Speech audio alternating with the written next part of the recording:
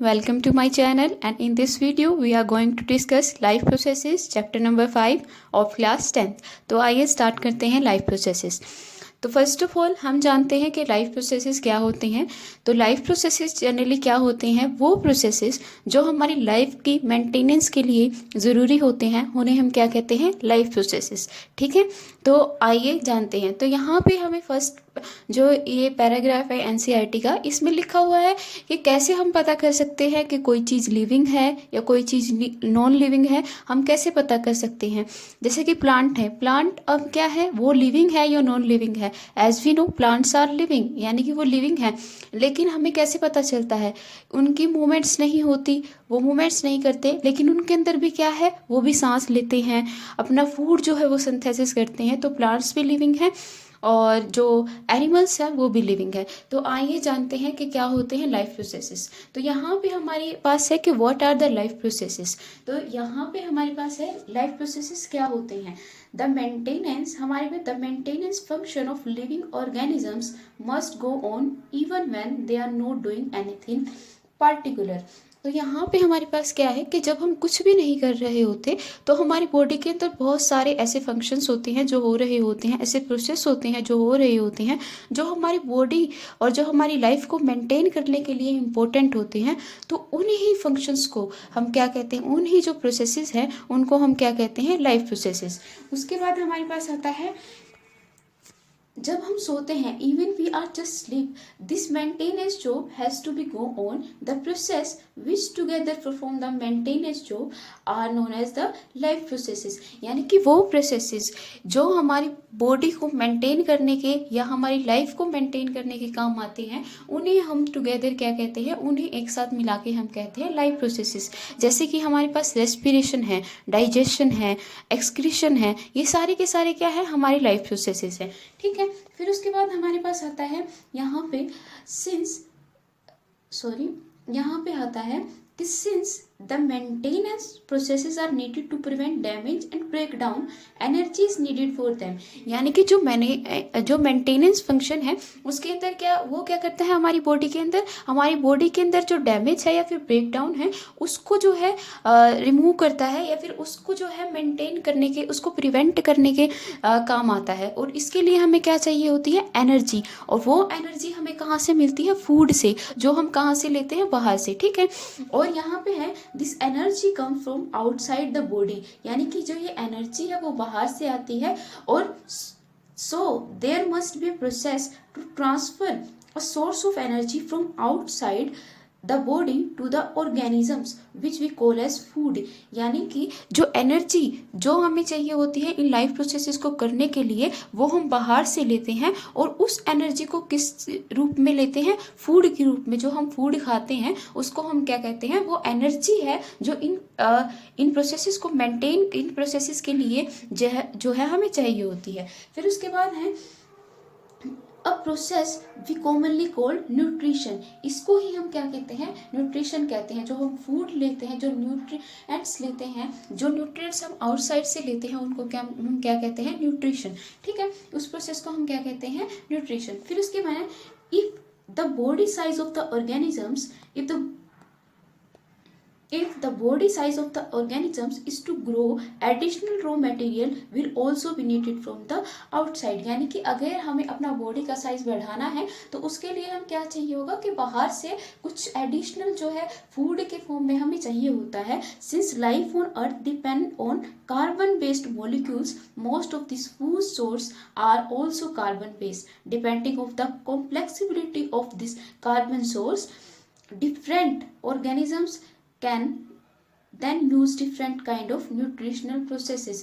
यानी कि जो हम ये लेते हैं, जो हम बाहर से जो न्यूट्रिशन लेते हैं, जो न्यूट्रिएंट्स लेते हैं, ये क्या है, ये कार्बन प्रोसेसेस है। और ये डिफरेंट ऑर्गेनिजम्स अपने हिसाब से डिफरेंट फॉर्म के अंदर टेक करते हैं।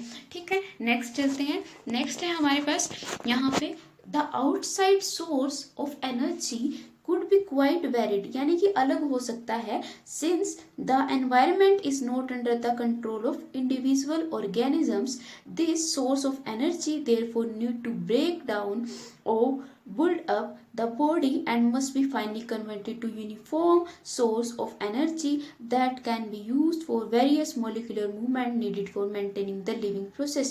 यानी कि जो ये हम बाहर से लेते हैं, उस बाहर से जो खाना लेते हैं उसको हम अपने अंदर प्रोसेस करते हैं और प्रोसेस करने के बाद एक ऐसी फॉर्म के अंदर लेके आते हैं जिसके अंदर हम क्या कर सकते हैं, उसको अपनी बॉडी के अंदर एनर्जी देने के काम लेके आ सकते हैं। उसके बाद हम चलते हैं, यहाँ पे हमारे पास है कि यहाँ पे जो ये वाला है ये इंपॉर्टेंट है। In the case of single cell organisms no specific organ for taking in food, exchange of gases और removal of waste may be needed because the entire surface of organisms is in the contact with the environment. तो यहाँ पे हमारे पास पूछा जा सकता है कि जो सिंगल सेल ऑर्गेनिजम्स हैं उनके अंदर हमें कोई स्पेसिफिक ऑर्गन जो है क्यों नहीं चाहिए होता है, बिकॉज हमारे जो सिंगल सेल ऑर्गेनिजम्स होते हैं उनके अंदर क्या होते हैं, वो डायरेक्ट कांटेक्ट में होते हैं एनवायरनमेंट के लिए, तो इसीलिए इन्हें कोई स्पेसिफिक जो है ऑर्गन नहीं चाहिए होता एक्सचेंज ऑफ गैसेस या रिमूवल ऑफ जो वेस्ट है उसके लिए। ठीक है, उसके बाद हमारे पास यहाँ पे है कि but what happens when the body size of organisms increase and the body design become more complex. यानी कि क्या होता है जब बॉडी का जो साइज है, जो सिंगल सेल ऑर्गेनिजम्स है इनको तो जरूरत नहीं पड़ती क्योंकि जो एनवायरनमेंट है उसके डायरेक्ट कंट्रोल में है, लेकिन जब बॉडी का साइज बढ़ने लग जाता है, जब बॉडी का साइज बड़ा है, जैसे कि ह्यूमन बींग्स हैं उनका साइज बड़ा है, तो उनके लिए जो बॉडी है वो कॉम्प्लेक्स है और उस कॉम्प्लेक्स बॉडी के लिए हमें ऑर्गन्स की जरूरत पड़ेगी। ठीक है, तो उनके लिए हमें जो मल्टी सेलुलर ऑर्गेनिजम्स हैं उनके अंदर क्या होते हैं, ऑर्गन्स प्रेजेंट होते हैं, एक्सचेंज ऑफ गैसेस के लिए, डाइजेशन के लिए, एक्सक्रीशन के लिए, इन सब चीजों के लिए ऑर्गन्स प्रेजेंट होते हैं। तो यहाँ पे है in multi cellular organisms all the cell may not be in direct contact with the surrounding environment. जो सराउंडिंग एनवायरनमेंट है उसके डायरेक्ट कांटेक्ट में नहीं होती सारी की सारी cell, the simple diffusion will not meet the requirement of the whole cell. इसीलिए जो एक सिंपल डिफ्यूजन प्रोसेस है वो सभी जो सेल्स है बॉडी के अंदर उनकी जो रिक्वायरमेंट है उसको पूरा नहीं कर सकती। ठीक है, दोबारा से समझते हैं, जो सिंगल सेल ऑर्गेनिजम्स है वो डायरेक्ट कांटेक्ट में होते हैं एनवायरनमेंट के, इसीलिए उन्हें डिफरेंट ऑर्गन्स की जरूरत नहीं पड़ती डिफरेंट प्रोसेसेस के लिए, लेकिन जो मल्टी सेलुलर ऑर्गेनिजम्स होते हैं उनके अंदर क्या होता है, सारी की सारी जो सेल्स है वो डायरेक्ट कंट्रोल में नहीं होती एनवायरनमेंट के, इसीलिए उन्हें क्या है डिफरेंट ऑर्गन्स की जो है वो जरूरत पड़ती है। ठीक है, आगे चलते हैं, आगे है हमारे पास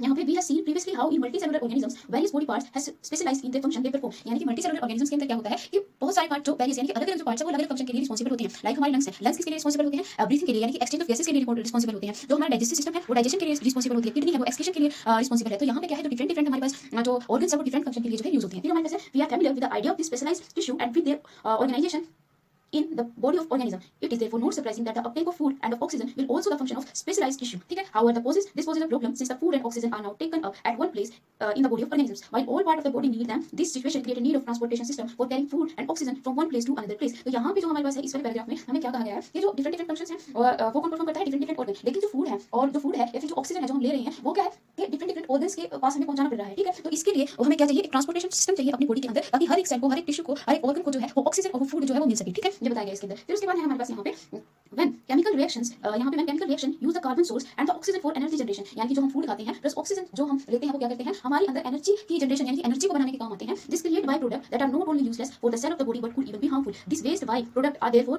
needed to remove from the body and discard outside by the process excretion again is the basic rule of the body। यानी कि क्या चाहिए होता है, हम फूड खाते हैं, जो ऑक्सीजन है हमारे पास वो किसके लिए यूज होते हैं, जनरली हम एनर्जी सिंथेसिस के लिए जो है वो हमारी बॉडी के अंदर यूज होते हैं। तो उनके साथ साथ एनर्जी सिंथेसिस के साथ साथ हमारे पास क्या है, कुछ बाय प्रोडक्ट्स भी होते हैं, जो बाय प्रोडक्ट्स हमारी बॉडी के लिए जो है यूजफुल नहीं होते, तो उन्हें हम प्रोसेस के थ्रू, एक रिमूवल प्रोसेस होता है जिसको हम कहते हैं एक्सक्रीशन, उसके थ्रू जो है आउट ऑफ बॉडी जो है रिमूव कर देते हैं। ठीक है, तो हमारे पास अब यहाँ पे है ये जो ऊपर वाला प्रोसेस है इसके अंदर हमने यहाँ पे अगर देखें तो इसके अंदर हमने की डाइजेशन की बात, डाइजेस्टिव सिस्टम की बात। ठीक है, डाइजेस्टिव सिस्टम की बात की थी, और अब हम जो यहाँ पे अब जब नीचे वाले में यहाँ पे हमने किसकी बात की कि हमें डिफरेंट चाहिए, डिफरेंट ऑर्गन्स चाहिए, और यहाँ पे हमने बात की इस वाले पैराग्राफ में, यहाँ पे हमने ट्रांसपोर्टेशन सिस्टम के बारे में बात की। ठीक है, और उसके बाद जब हम इस वाले पैराग्राफ में आए तो यहाँ पे हमने एक्सक्रीशन की बात की। ठीक है, तो ये लाइफ प्रोसेसेस हैं जो हमारी लाइफ को मेंटेन करने के लिए, हमारी जो बॉडी है उसको मेंटेन करने के लिए इंपॉर्टेंट होती हैं। आगे देखते हैं, आगे हमारे पास Design multicellular organisms are followed. A specialized tissue for excretion will be developed, which means the transportation system we need to transport waste away from cell to the excretory tissue. ठीक है, तो हमें क्या चाहिए कि जो ट्रांसपोर्टेशन सिस्टम है वो हमें चाहिए ताकि जो जितना भी वेस्ट है वो हमारी बॉडी से बाहर जा सके। ठीक है, अब यहाँ पे हमारे पास इंडेक्स के अंदर क्वेश्चंस आते हैं, उनको देखते हैं। तो इंडेक्स के अंदर यहाँ पे जो क्वेश्चन है हमारे इंडेक्स के अंदर, उसके अंदर है why the diffusion insufficient to meet the oxygen requirement of multicellular organisms। तो इसका जो इस वाले जो क्वेश्चन का आंसर है वो हमें मिलेगा आंसर मिलेगा यहाँ पे हमारे पास है in case of single cell organisms, यहाँ पे हमें कोई स्पेसिफिक ऑर्गन नहीं चाहिए। क्यों नहीं चाहिए, क्योंकि ये जो सिंगल सेल ऑर्गेनिजम्स है वो एंटायर सरफेस यानी कि जो एनवायरनमेंट है डायरेक्ट कांटेक्ट के अंदर है, लेकिन जो मल्टीसेलुलर ऑर्गेनिजम्स होते हैं उनके अंदर क्या होते हैं, जो सारी की सारी सेल्स हैं वो may not be direct contact with the surroundings environment, thus the simple diffusion will not the requirement और will not meet the requirement of the whole cell. ये क्वेश्चन को 1 का आंसर है जो हमारे इंडेक्स का आंसर है। उसमें पूछा गया है कि जो मल्टीसेलुलर ऑर्गेनिजम्स होते हैं उनके जो अंदर जो सेल्स होती हैं उनकी रिक्वायरमेंट जो है वो फुलफिल क्यों नहीं हो पाती। पास है what the criteria do we use to decide whether something is live or alive. उसके अंदर हमें क्या क्राइटेरिया जो है वो यूज करें कि हमें पता चले कि कोई जो है लिविंग है या नॉन लिविंग है। सबसे पहले फूड की सिंथेसिस जैसे कि न्यूट्रिशन है, और फिर उसके बाद है डाइजेशन है उसके अंदर, फिर रेस्पिरेशन है, सांस ले रहा है या नहीं ले रहे हैं, फिर उसके बाद हमारे पास आता है कि डिफरेंट डिफरेंट प्रोसेसेस, जैसे कि एक्सक्रीशन है, जो हमारा वेस्ट बाहर निकलता है, ये सारे के सारे प्रोसेसेस है जो हम एक क्राइटेरिया के रूप में यूज़ कर सकते हैं कि कोई जो है वो लिविंग है या नॉन लिविंग है। ठीक है, उसके बाद हमारे पास आता है यहाँ पे question number 3, what are the outside raw material used by the organisms. आउटसाइड से हम क्या लेते हैं, ऑर्गेनिजम्स क्या लेती हैं। सबसे पहले हम लेते हैं कार्बन का सोर्स। कार्बन का सोर्स मतलब जो फूड है वो लेते हैं, ऑक्सीजन लेते हैं अपनी एनर्जी जनरेशन के लिए। फिर उसके बाद हमारे पास है यहाँ पे question number 4, what are the processes you consider essential for maintaining of life. यहाँ पे डाइजेशन है, न्यूट्रिशन है, एक्सक्रीशन है, और जो हैं और भी बहुत सारी, ट्रांसपोर्टेशन है, ये सारी के सारे प्रोसेसेस हैं जो एक मेंटेनेंस ऑफ लाइफ के लिए इम्पोर्टेंट है। तो आई होप ये तीनों के तीनों क्वेश्चंस आपको अच्छे से समझ में आए होंगे। तो यहाँ पे सबसे पहले प्रोसेस है हमारे पास न्यूट्रिशन। तो आइए जानते हैं व्हाट इज न्यूट्रिशन। तो यहाँ पे है हमारे पास, when we walk on or ride a bicycle, we are using up energy. Even when we are not doing any apparent activity, energy is needed to maintain state of order in our body.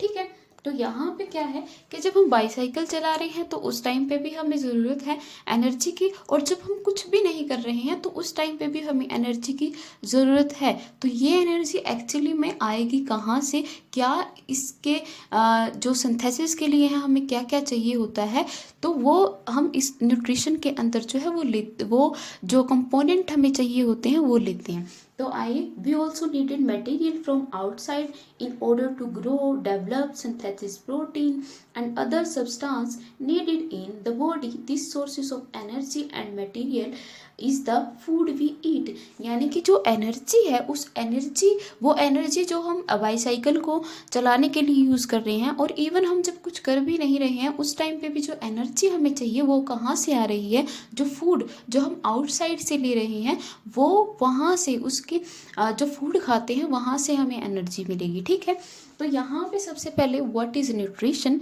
तो nutrition होता है the process through which we take nutrients from the outside is known as nutrition. ठीक है, तो nutrition के भी जो है टाइप्स होते हैं, 2 तरीके के होते हैं, आगे हम जानेंगे। ठीक है, अभी आगे हैं how do we living things get their food.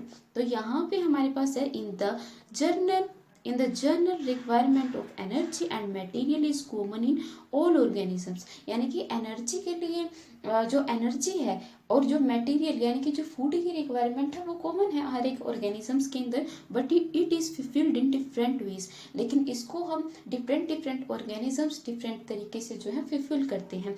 Some organisms use simple food material obtain from inorganic sources in the form of carbon dioxide and water. यानी कि कुछ ऐसे ऑर्गेनिजम्स होते हैं जो सिंपल इनऑर्गेनिक सब्सटेंस जो है वो यूज़ करते हैं अपनी जो है न्यूट्रिशन जो है या जो फूड है उसको सिंथेसिस करने के लिए। जैसे कि प्लांट है वो कार्बन डाइऑक्साइड लेते हैं प्लस वाटर लेते हैं और अपना जो है फूड जो है वो बना लेते हैं। तो और दूसरी तरफ अगर हम देखें तो दूसरी तरफ हम हैं लिविंग ऑर्गेनिजम्स हैं और हेट्रोट्रोपिक है। हेट्रोट्रोपिक्स क्या होते हैं, जो अपने फूड के लिए दूसरों पर जो है वो डिपेंड होते हैं। हम दूसरों पर डिपेंड है, यानी कि जो प्लांट हैं उन पे डिपेंड है अपने जो है फूड के लिए। तो यहाँ पे जो है हम क्या है बना बनाया फूड जो है वो अपने अंदर इनटेक कर रहे हैं। This organisms the autotrophs include green plants and some bacteria. तो यहाँ पे है some organisms use simple food material obtained from inorganic sources in the form of carbon dioxide and water. This organisms the autotrophs include green plant and some bacteria. तो जो green plants होते हैं और सम bacterias होते हैं वो क्या करते हैं, कार्बन डाइऑक्साइड प्लस वाटर और अपना फूड जो है वो सिंथेसिस कर लेते हैं। लेकिन अगर हम दूसरी तरफ देखें, other organisms utilise complex substance. This complex substance has to be broken down into the simpler ones before they can be used for upkeeping and growth of the body. जैसे कि हम हैं जो फूड है वो डाइजेशन जो है उसके थ्रू गुजरता है, उसके अंदर उसका ब्रेक डाउन होता है और फिर वो फाइनल स्टेज पे हमें एनर्जी देने की स्टेज पे पहुंचता है। ठीक है, to achieve this organisms use biocatalyst, जो एंजाइम्स हैं उनको यूज करते हैं। Thus the heterotrophs survival depend directly or indirectly on autotrophs. Heterotrophic organisms include animals and fungi. ठीक है, तो यहाँ पे हम क्या है कि जो हमारा जो डाइजेशन है उसके थ्रू जो हमने खाया उसको ब्रेक डाउन करेंगे और फिर उससे एनर्जी लेंगे, तो हम क्या कहलाएंगे, हेटरोट्रोप्स। बिकॉज हम अपना जो फूड है उसको सिंथेस नहीं कर रहे अपने आप, और हम जो है ऑटोट्रोप्स के द्वारा जो है बनाया गया फूड को कंज्यूम कर रहे हैं, तो इसीलिए हम हेटरोट्रोप्स हैं। और जो हमारे द्वारा जो न्यूट्रिशन है, जो हम बाहर से खाना ले रहे हैं, तो उसको हम क्या कहते हैं, हेटरोट्रोपिक न्यूट्रिशन। और जो ऑटोट्रोप्स हैं उनको हम क्या कहते हैं, ऑटो का मतलब होता है अपने आप। ऑटोट्रोप्स क्या करते हैं, वो अपना जो फूड है उसको सिंथेसिस करते हैं, उसकी सिंथेसिस करते हैं अपने आप।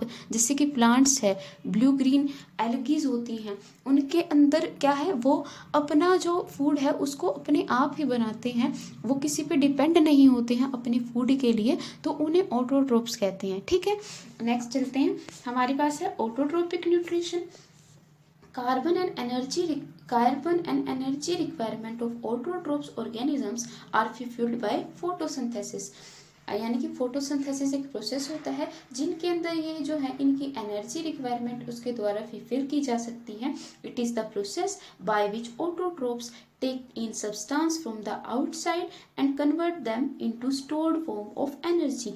इस फोटोसिंथेसिस के अंदर क्या होता है, फोटोसिंथेसिस के अंदर प्लांट जो है वो बाहर से मटेरियल्स लेंगे, सब्सटेंस लेंगे और उनसे जो है अपना फूड की जो है वो फॉर्मेशन करेंगे। ठीक है, और अपनी जो एनर्जी है उसको प्रोड्यूस करेंगे। This material is taken in form of carbon dioxide की फॉर्म में एंड वाटर की फॉर्म में लेंगे, which is converted into carbohydrates in the presence of sunlight and chlorophyll. तो ये यहाँ पे हमारे पास फोटोसिंथेसिस की जो है वो डेफिनेशन है। ये क्या है, it is the process by which autotrophs take in substance from the outside and convert them into stored form of energy. These material is taken in form of carbon dioxide की उसमें and water की form में हम इनको बाहर से लेंगे, which is converted into carbohydrates की में कन्वर्ट करेंगे plant in the presence of sunlight and chlorophyll। तो यहाँ पे हमें बताया गया है कि जो प्लांट्स हैं वो फोटोसिंथेसिस करके अपना फूड बनाते हैं। Photosynthesis is the process through which plants makes their food in the presence of sunlight. ठीक है, आगे चलते हैं। आगे है हमारे पास carbohydrates are utilised for providing energy to the plants. जो ये कार्बोहाइड्रेट्स इन्होंने फॉर्म्ड की हैं with the help of sunlight, और जो कार्बन डाइऑक्साइड के द्वारा जो है इन्होंने फॉर्म की है वो इन्हें एनर्जी देने के काम आएगी। इनको हम नेक्स्ट सेक्शन में पढ़ेंगे। This carbon dioxide which are not used immediately are stored in form of starch.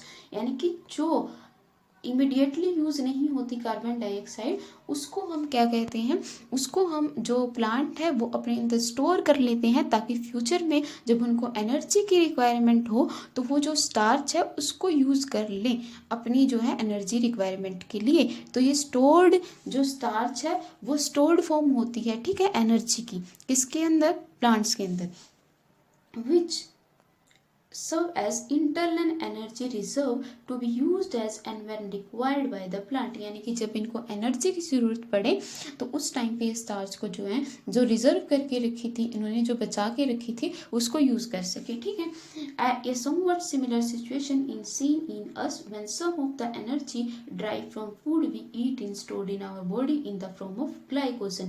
तो यहाँ पे हमारे पास क्या होता है कि जो प्लांट्स हैं उनके अंदर स्टार्च की फॉर्म में एनर्जी जो है वो स्टोर्ड हो रही है, लेकिन जो हमारे ह्यूमन बींग्स के अंदर है वो ग्लाइकोजन की फॉर्म में जो है वो एनर्जी जो है वो स्टोर्ड होती है। ठीक है, आगे चलते हैं। आगे है हमारे पास, तो ये जो है ये फोटोसिंथेसिस का पूरा जो है यहाँ पे प्रोसेस दिखाया गया है। तो फोटोसिंथेसिस के अंदर क्या होते हैं, प्लांट बाहर से लेंगे कार्बन डाइऑक्साइड प्लस वाटर लेंगे, और उसकी किसकी प्रेजेंस में लेंगे, क्लोरोफिल है हमारे पास।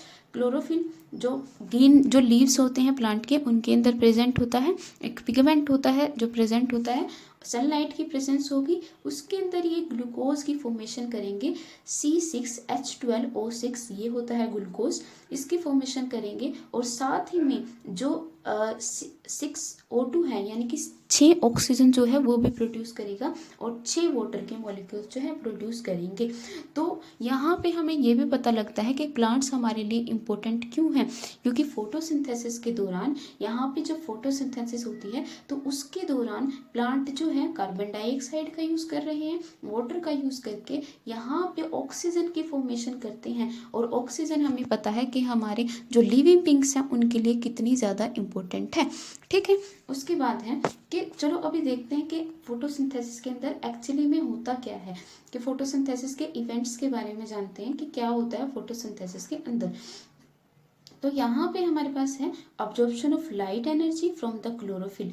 तो क्लोरोफिल जो है वो लाइट एब्जॉर्ब करेगा, पत्तों के ऊपर लाइट गिरेगी, क्लोरोफिल उस जो पिगमेंट होता है क्लोरोफिलिक जो ग्रीन प्लांट्स के अंदर प्रेजेंट होता है, प्लांट्स के अंदर प्रेजेंट होता है, तो वो क्या करेगा, उस लाइट को जो है कैप्चर कर लेगा, उस लाइट को जो है अब्जॉर्ब कर लेगा।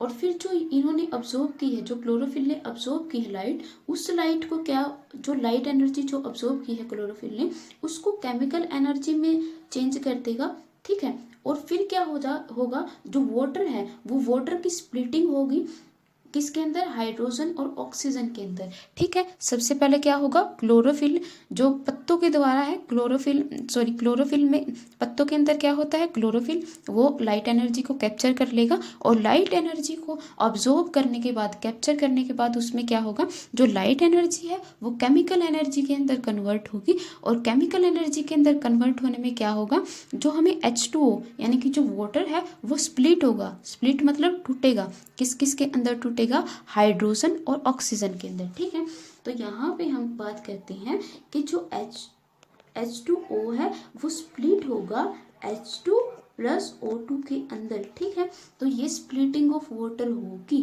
ठीक है, और इसके बाद क्या होगा, reduction of carbon dioxide, reduction of carbon dioxide to carbohydrates, यानी कि कार्बोहाइड्रेट्स जो है हमारे पास, यहाँ पे अगर हम बात करें तो यहाँ जो हमारे पास कार्बन डाइऑक्साइड है वो रेड्यूस हो रही है, रेड्यूस होके यहाँ पे हमें क्या मिलेगा, ये ग्लूकोज यानी कि जो कार्बोहाइड्रेट्स हैं वो मिलेगा। तो सबसे पहले क्या होगा, अब्जॉर्प्शन करेगा लाइट का, उसके बाद लाइट एनर्जी को केमिकल एनर्जी के अंदर कन्वर्ट करेंगे, और जो लाइट एनर्जी को केमिकल एनर्जी के अंदर जो कन्वर्ट हुए हैं वो हेल्प करेगी स्प्लिटिंग ऑफ वाटर मॉलिक्यूल्स को। और वाटर किसके अंदर टूटेगा, हाइड्रोजन के अंदर और ऑक्सीजन के अंदर। उसके बाद हमारे पास रिडक्शन होगा कार्बन डाइऑक्साइड का कार्बोहाइड्रेट्स के अंदर, और इस तरीके से हमें जो है ये प्रोसेस जो है फोटोसिंथेसिस का पूरा हो जाएगा। तो फोटोसिंथेसिस क्या है, बेसिकली इसके अंदर हमें फूड जो ग्लूकोज है उसकी फॉर्मेशन होगी। ठीक है, in the presence of chlorophyll. Chlorophyll कहाँ पे प्रेजेंट होता है, जो प्लांट्स होते हैं उनके पत्तों के अंदर प्रेजेंट होता है। ठीक है, तो ये जो है प्रोसेस होते हैं, जो फोटोसिंथेसिस के अंदर स्टेप्स होते हैं, ये इंपॉर्टेंट होता है और कई बार पूछ भी लिया जाता है। आगे देखते हैं स्टोमेटास क्या होते हैं बेसिकली। तो स्टोमेटा होते हैं कि जो हमारे प्लांट्स हैं, प्लांट्स के अंदर लीफ के सरफेस पे कुछ पोर्स प्रेजेंट होते हैं, छोटे छोटे पोर्स प्रेजेंट होते हैं जिनको हम कहते हैं स्टोमेटा। ठीक है, तो वो स्टोमेटा क्या करते हैं, गैसेस के एक्सचेंज को जो है टेक प्लेस करता है उनके अंदर, गैसेस हैं जो उनके एक्सचेंज कराने के काम आता है। जैसे कि कार्बन डाइऑक्साइड है, वो कार्बन डाइऑक्साइड को हम अंदर ले रहे हैं, ऑक्सीजन है, ऑक्सीजन जो इवोल्व हुई है उसको बाहर फेंक रहे हैं प्लांट। तो ये सब कौन कर रहा है, ये थ्रू द स्टोमेटा के थ्रू हो रहा है। ठीक है, तो स्टोमेटा क्या होते हैं, टीनी पोर्स होते हैं जो प्रेजेंट होते हैं प्लांट्स के अंदर। तो यहाँ पे है कि tiny pores present in surface of leaves, leaves के सरफेस पे प्रेजेंट होते हैं टीनी पोर्स होते हैं, उनको हम कहते हैं स्टोमेटा, जो कि काम आते हैं। Massive amount of gases exchange takes place in the leaves through this pores for the purpose of photosynthesis, यानी कि फोटोसिंथेसिस के लिए जो गैसेस एक्सचेंज होती हैं फोटोसिंथेसिस के दौरान, चाहे वो कार्बन डाइऑक्साइड का इनटेक हो या जो ऑक्सीजन है उसका इवोल्यूशन हो, ये सारे के सारे किसके थ्रू होते हैं? स्टोमेटा के थ्रू। तो स्टोमेटा क्या होते हैं? ओपन होते हैं और क्लोज होते हैं। तो स्टोमेटा के थ्रू क्या होते हैं? वाटर लॉस भी होता है, स्टोमेटा के थ्रू वाटर लॉस भी होता है। तो यहाँ पे है large amount of water can be loss through this stomata for the plant closes this pores when it does not need carbon dioxide for photosynthesis. क्योंकि जैसा कि मैंने बताया कि जो प्लांट है उनके अंदर लार्ज अमाउंट ऑफ वाटर है वो लॉस भी होता है due to stomata, because stomata क्या होते हैं? ओपन हो जाते हैं, जिसकी वजह से क्या होता है कि जो वाटर है उसका लॉस हो जाता है। तो इसी वजह से क्या होता है, जब प्लांट को कार्बन डाइऑक्साइड की नीड नहीं है उस टाइम पे जो प्लांट्स क्या करते हैं, उनके अंदर जो स्टोमेटा है वो क्लोज रहते हैं। तो फिर हमारे पास आता है कि ओपनिंग और जो क्लोजनिंग है स्टोमेटा की, वो किसके ऊपर डिपेंड करती है? स्टोमेटा के अंदर होते हैं गार्ड सेल्स, और गार्ड सेल्स की वजह से ही रिस्पॉन्सिबल होता है, गार्ड सेल्स ही रिस्पॉन्सिबल होते हैं ओपनिंग एंड क्लोजनिंग ऑफ स्टोमेटा। ठीक है, गार्ड सेल्स रिस्पॉन्सिबल होते हैं ओपनिंग एंड क्लोजनिंग ऑफ स्टोमेटा। ठीक है, तो स्टोमेटा क्या करते हैं? जब गार्ड सेल्स, ये हमारे पास यहाँ पे ये जो दो हैं ये है गार्ड सेल्स, जब ये क्या होता है, जब इन गार्ड सेल्स के अंदर पानी आता है, ठीक है, पानी आएगा इनके अंदर तो ये स्वेल हो जाएंगे, और जब ये स्वेल होंगी तो क्या होगा? स्टोमेटा जो है वो ओपन हो जाएगा। ठीक है, स्टोमेटा ओपन हो जाएगा, ये जो पोर है स्टोमेटल पोर है ये ओपन हो जाएगा। लेकिन यहाँ पे क्या है, इनके अंदर यहाँ पे जैसे कि इस वाले में है, इनके अंदर यहाँ पे क्या है कि ये सकन हो गई है due to deficiency of water की वजह से, यानी कि वाटर की डेफिशिएंसी है, डेफिशिएंट है यहाँ पे वाटर, तो ये जो है ये श्रिंक हो गई है, जिसकी वजह से जो स्टोमेटा है, जो यहाँ पे स्टोमेटल पोर है वो क्या है? क्लोज है। ठीक है, तो ओपनिंग एंड क्लोजनिंग ऑफ स्टोमेटा क्या होता है, किसकी वजह से होता है? गार्ड सेल्स की वजह से होता है। ठीक है, आगे देखते हैं, आगे हमारे पास आता है यहाँ पे ये एक्टिविटीज़ वगैरह हैं, और इसके बाद आता है हमारे पास पे हेटरोट्रोपिक न्यूट्रिएंट।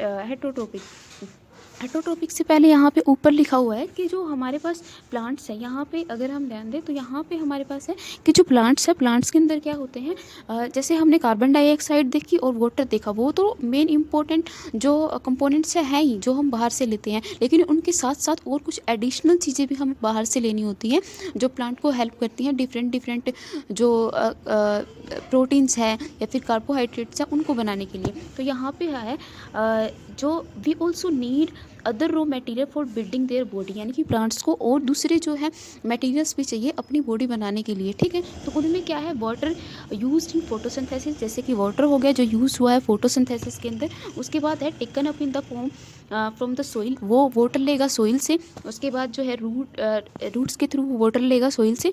एंड देन है फिर other material like nitrogen, phosphorus, iron and magnesium are taken up from the soil. और जैसे कि आयरन है, मैग्नीशियम है, फॉस्फोरस है, ये भी जो है प्लांट जो है टेक करते हैं, बिकॉज ये भी प्लांट की जो एक्टिविटी है या फिर डिफरेंट एक्टिविटीज़ के अंदर काम आते हैं। जैसे कि हमारे पास नाइट्रोजन है, नाइट्रोजन क्या है? प्लांट्स के अंदर प्रोटीन की सिंथेसिस के अंदर काम आता है। प्रोटीन के अंदर हमें पता है नाइट्रोजन होती है, तो वहाँ पे क्या करते हैं? प्लांट सोइल के थ्रू नाइट्रोजन लेते हैं इन द फॉर्म ऑफ नाइट्रेट्स या फिर नाइट्राइट्स, सोइल से लेते हैं और उनको अपनी प्रोटीन सिंथेसिस के अंदर यूज़ करते हैं। जैसे यहाँ पे लिखा भी हुआ है nitrogen is essential element used in synthesis of protein and other compound. This is, ऊपर चलते हैं, दिस इज टेकन, यहाँ पे है हमारे पास, this is taken in the form of inorganic nitrates या फिर नाइट्रेट्स या फिर नाइट्राइट्स की फॉर्म में जो है इसको लिया जाता है प्लांट के द्वारा। और ये जो नाइट्रोजन है वो प्रोटीन सिंथेसिस के लिए यूज़ होती है और ये ऑर्गेनिक कंपाउंड के रूप में भी ली जा सकती है। ठीक है, फिर हमारे पास है ये इनऑर्गेनिक में कैसे लेंगे? नाइट्राइट्स हैं, नाइट्रेट्स हैं, इनकी फॉर्म में, और जो है ऑर्गेनिक फॉर्म में भी प्लांट जो है इसको टेकअप करते हैं। ठीक है, उसके बाद देन हमारे पास है, तो नेक्स्ट हम देखते हैं हेटरोट्रोपिक न्यूट्रिशन। हेटरोट्रोपिक न्यूट्रिशन क्या होता है? ऐसा न्यूट्रिशन जिसके अंदर जो फूड है वो दूसरों के द्वारा सिंथेसिस किया हुआ जो है टेकअप किया जा रहा है, तो उसको हम हेटरोट्रोपिक न्यूट्रिशन बोलते हैं। जैसे कि हमारे अंदर ह्यूमन बींग्स के अंदर होते हैं, हम प्लांट के ऊपर डिपेंड है। क्यों? बिकॉज वो हमारे हमारा फूड है उसको सिंथेसिस करते हैं। जितने भी वेजिटेबल्स हैं, सीरियल्स हैं और जितने भी गेहूँ है, मेज है, ये सारे के सारे क्या करते हैं? प्लांट्स प्रोड्यूस करते हैं और हम उन्हें खाते हैं। ठीक है, तो हम उनके ऊपर डिपेंड है। तो ऐसे न्यूट्रिशन के अंदर जिसके अंदर जो ऑर्गेनिजम्स है वो दूसरों के ऊपर डिपेंड है अपने फूड के लिए, उसको हम बोलते हैं हेटरोट्रोपिक न्यूट्रिशन, ठीक है। और फिर हमारे पास है हेटरोट्रोपिक न्यूट्रिशन। तो हेटरोट्रोपिक न्यूट्रिशन के अंदर क्या होता है, each organisms is adapted to इस एनवायरनमेंट, हर एक ऑर्गेनिज्म अपने एनवायरनमेंट के साथ जो है वो अडेप्टेड होता है। The form of nutrition differ depending on the type and availability of food material as well as how it is obtained by the organisms. यानी कि जो न्यूट्रिशन है वो डिपेंड होता है अवेलेबिलिटी ऑफ फूड के अंदर, यानी कि कितना फूड अवेलेबल है, किस टाइप का फूड किस टाइप का फूड जो है वो अवेलेबल है। और उसकी बात है कि वो जो ऑर्गेनिज्म है उसको कैसे जो है वो उसको ऑब्टेन कर रहा है। जैसे कि अमीबा के अंदर है, अमीबा के अंदर पेसेडोपोडिया होते हैं जिनकी मूवमेंट के द्वारा वो जो है अपना फूड को जो है कैप्चर करता है, ठीक है।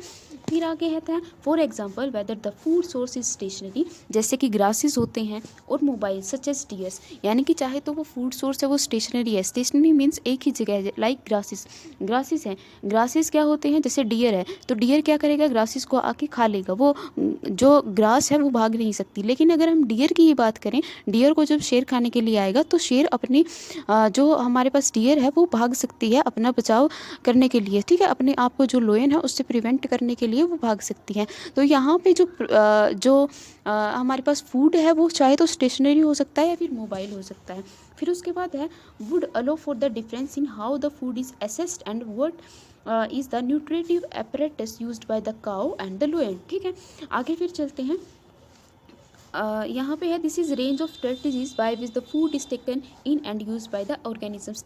डिफरेंट स्ट्रेटजीज हैं और डिफरेंट मोड हैं जिसके द्वारा क्या करते हैं, फूड को टेक करते हैं डिफरेंट ऑर्गेनिजम्स। लाइक डियर है, डियर ग्रासेस को उसका जो फूड है वो स्टेशनरी है, वो आराम से खा सकती है। लेकिन जब लोयन की बात आती है तो लोयन के अंदर क्या होता है कि लोयन के अंदर लोयन को जो है ज़्यादा मेहनत करनी पड़ती है अपने फूड को लेने के लिए। फिर उसके बाद है हमारे पास some organisms break down the food material outside the body and then absorb it. कुछ जो है अपने फूड को बाहर जो है ब्रेक डाउन करते हैं, बाद में उसको एब्जॉर्ब करते हैं बॉडी के अंदर। एग्जांपल फंगी होती है, फंगी जो ब्रेड माउट्स के अंदर होती हैं, यस्ट है, मशरूम्स है, ठीक है। Other take in whole material and break it down inside the body, जैसे कि ह्यूमन बींग्स है, वो क्या करते हैं अपना जो है फूड है उसको अंदर खाते हैं और खाने के बाद जो है उसको अंदर जो है डाइजेस्टिव एंजाइम्स होते हैं जो ब्रेक डाउन करते हैं। फिर उसके बाद है what can be taken in and broken down depend on the body design and functioning, यानी कि क्या अंदर लिया जा सकता है और क्या अंदर तोड़ा जा सकता है, यानी कि किसको हम अंदर लेके ब्रेक डाउन करेंगे और किसको बाहर जो है जैसे चीविंग वगैरह है, ये सारे के सारे किसके ऊपर डिपेंड होते हैं कि फूड जो है यानी कि फूड और प्लस बॉडी का डिज़ाइन कैसा है उसके ऊपर डिपेंड होंगे। Some other organisms derive nutrition from the plant और animal without kinetic nutritive strategy is used by wide variety of organisms like cuscuta, amarbel, ticks like leeches and tapeworm. सब अब जैसे हम हैं ह्यूमन बींग्स क्या करते हैं कि प्लांट को तोड़ेंगे उसको खाएंगे, तो हम क्या कर रहे हैं, प्लांट्स को मार रहे हैं, ठीक है। और लेकिन जो हमारे जैसे कि हमारे हेयर्स के अंदर क्या होती है, लाइस होती हैं, वो क्या करती हैं, जो जूम होती है वो क्या करती है हमारे हेयर्स के अंदर ही रहती है, एज ए पैरासिटिक फॉर्म में वो हमारे हेयर्स के अंदर रहती है और क्या करती हैं कि हमको कोई नुकसान नहीं, सॉरी अपना भी जो न्यूट्रिशन है वो ले रही हैं और साथ में क्या कर रही हैं, साथ में जो है हमको भी मार नहीं रही। तो इसको कहते हैं पैरासिटिक वे के अंदर जो है वो हमारे सर के अंदर रहती है। फिर ऊपर चलते हैं हमारे पास how does organisms obtain their nutrition. तो यहाँ पे है कि ऑर्गेनिजम्स कैसे अपना न्यूट्रिशन जो है वो लेते हैं। जैसे हमने ऑटोट्रोपिक और हेटरोट्रोपिक न्यूट्रिशन पढ़ लिया, लेकिन कुछ अलग ऑर्गेनिज्म होते हैं जो डिफरेंट वे से अपना न्यूट्रिशन जो है वो लेते हैं। अब इनमें क्या होगा, इनमें हमारे पास है since the food and the way it obtain differ, यानी कि जैसे कि हमें पता है कि जो फूड है और कैसे उस फूड को हम खा रहे हैं या फिर कैसे वो हमें मिल रहा है वो डिफरेंट है। The digestive system is different in various organisms. तो डाइजेस्टिव सिस्टम भी जो है वो डिफरेंट होता है अलग अलग ऑर्गेनिजम्स के अंदर। In single cell organisms the food may be taken in by the entire surface. Single cell organisms के अंदर क्या होगा, पूरी की पूरी जो एंटायर सरफेस है उसके द्वारा लिया जाएगा फूड अंदर। जैसे कि but the complexibility of organism increase different part becomes specialise to perform different function. लेकिन जैसे जैसे जो शरीर है उसकी कॉम्प्लेक्सिबिलिटी और जैसे जैसे वो बड़ा होता जाता है तो डिफरेंट डिफरेंट पार्ट्स आ जाते हैं एक स्पेसिफिक फंक्शन जो है परफॉर्म करने के लिए। फिर उसके बाद है हमारे पास जैसे कि अमीबा है। अमीबा के अंदर क्या होता है, takes in food using temporary finger like extension of cell surface which fuse over the food particle forming a food vacuoles. तो यहाँ पे जैसे ये अमीबा है, अमीबा के अंदर क्या होते हैं, उसके अंदर कुछ फिंगर लाइक एक्सटेंशन आती है और वो क्या कर लेती है, फूड के साथ फ्यूज हो जाती हैं और उसको अपने अंदर ले लेती हैं, जिनको हम कहते हैं पसेडोपोडिया। ठीक है, inside the food vacuole complex substance are broken down in simpler one which then diffuse into the cytoplasm.